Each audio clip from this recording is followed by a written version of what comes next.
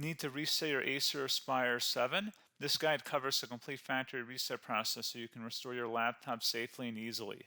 So this should hopefully be a pretty straightforward process, guys, and without further ado, let's go ahead and jump right into it. It's supposed to not delete your personal files.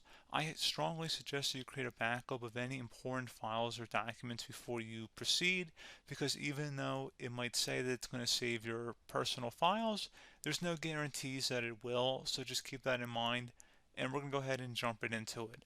So we're going to go ahead and start by right-clicking on the Windows Start menu, and we're going to select the settings. You want to select System, and then on the right side, scroll down until you get to Recovery. Reset Advanced Startup Previous Version of Windows. Go ahead and open that up.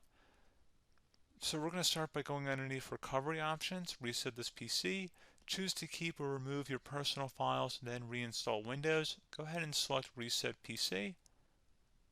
Underneath Choose an option, Keep My Files removes apps and settings but keeps your personal files.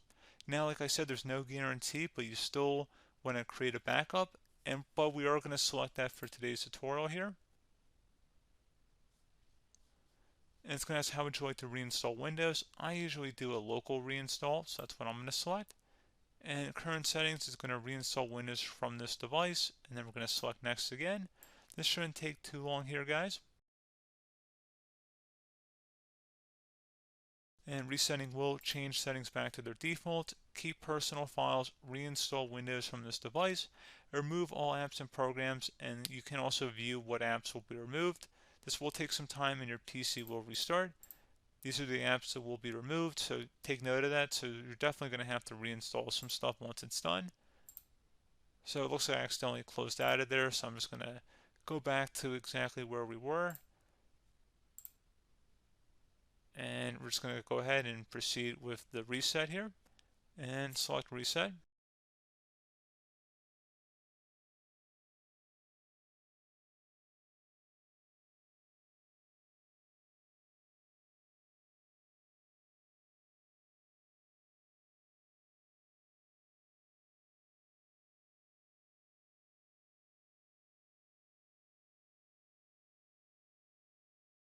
And there you go, guys. Should be simple as that.